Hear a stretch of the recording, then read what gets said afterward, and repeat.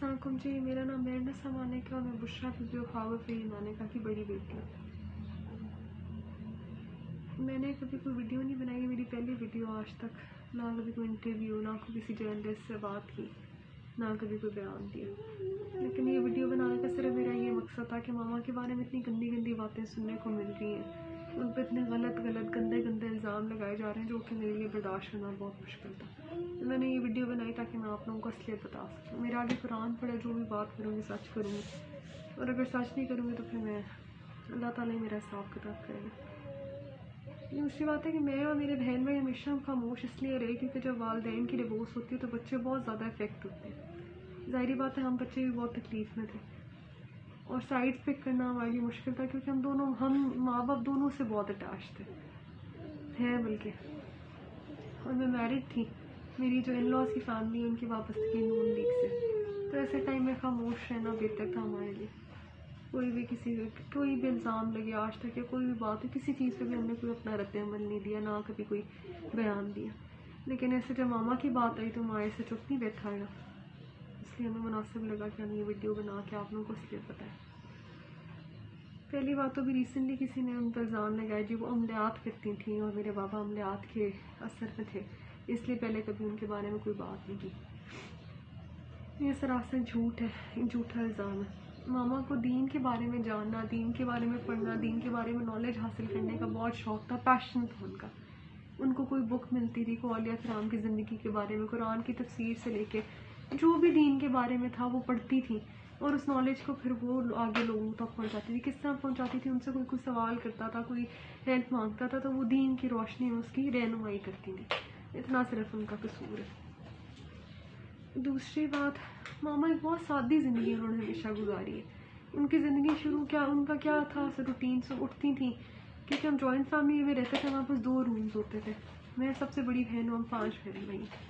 तो उनकी रूटीन थी सफाई करा के डिजाइनर बिछा लेनी, वहीं पर खाना, हम बच्चों का दस्तरखान भी वहीं पर होता था, हम खाना उठना बैठना, इवन होमवर्क का हम उनके पास वेट नहीं करते थे, हर वक्त हम मामा के पास होते थे। और उनकी कोई सोशल लाइफ नहीं थी, उन्होंने सारा टाइम सिर्फ अपने बच्चों के लिए और सिर्फ ये दीन की एजुकेशन यानी दीन के बारे में जानना पढ़ना इसमें लगा दिया, पूरी ज़िंदगी सिर्फ इस काम पे लगाई।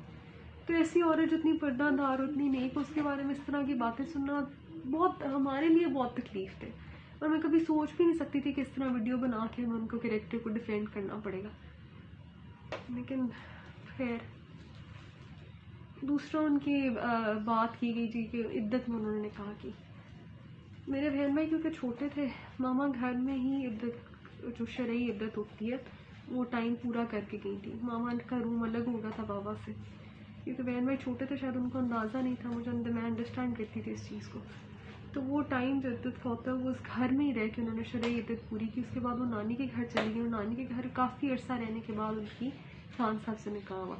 और ये बात कि वो निकाब के बगैर मिलती थी और खान साहब ने उनको देखा हुआ था पहले, ये भी बिल्कुल झूठ है, इसमें भी कोई सच्चाई नहीं है।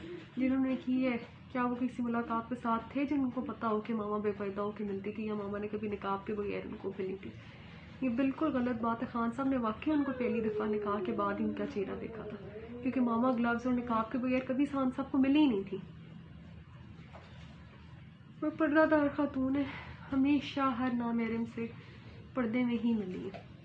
पहली बात, उनका घर से कहीं आना जाना होता ही नहीं था, ना वो घर से निकलती थी, ना उनका कोई मिलना मिलाना था, ना कोई उनका सोशल सर्कल था, वो घर में ही रहती थी। तीसरी बात ये, जो अभी रिसेंटली उन पर केसेस किए गए ज़िना का और इस तरह की गंदी बातें उनके कैरेक्टर पर छाली गई, तो हम बेटियाँ होते हैं, हमारे लिए बहुत तकलीफ थे उनके बारे में ये बातें सुनना। तो कुरान से ऊपर, अल्लाह ताला की अदालत से ऊपर तो कोई नहीं है ना इस दुनिया में ना। वैसे इंसाफ हमें मिल भी नहीं सकता और ना इंसाफ की उम्मीद है किसी से। हमारी अदालतों में कितना कोई इंसाफ हो रहा है सबको ही पता है। लेकिन सिर्फ एक बात तो आप लोगों तक पहुंचाना कि किसी के किरदार को शिकना बहुत आसान होता है, सबूत के साथ करें।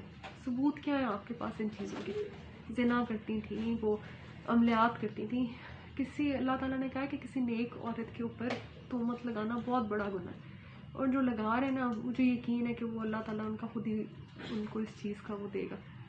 मुझे कुछ कहने की ज़रूरत नहीं है। अल्लाह ताला शहंशाह है اور ہم نے اپنا ہر کیس جو ہے وہ اللہ تعالیٰ کی عدالت میں چھوڑا ہے، کیونکہ اس دنیا میں تو کسی سے انصاف کی کوئی امید نہیں، نہ کسی رشتہ دار سے اور نہ ہی ہماری عدالتوں سے. لیکن صرف بتانے کا مقصد یہ تھا کہ قرآن پہ ہاتھ رکھ کے اس چیز کی گواہی دیتے ہیں کہ ہماری ماں واقعی بہت نیک عورت ہے، اور ان پہ لگائے ہوئے تمام الزام، ساری گندی باتیں بالکل بے بنیاد اور جھوٹی ہیں، کیونکہ ہم بچے ہیں، ہمارے سے زیادہ ان کو کوئی نہیں جانتا.